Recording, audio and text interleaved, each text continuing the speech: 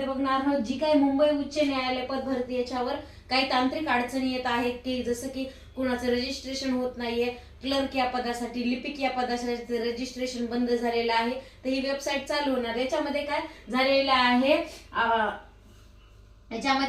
आहे, याच्यामध्ये झालेली मुदतवाढ झालेली आहे.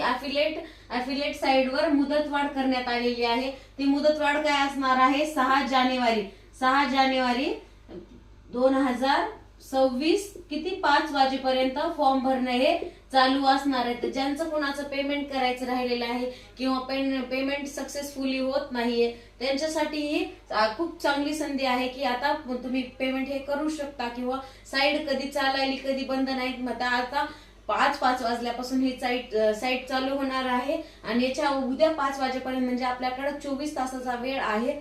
त्याच्यामध्ये आपल्याला फार काही तर अशी मुदत वाढून दिलेली नाहीये. एका दिवसाचीच म्हणजे 24 तासाचीच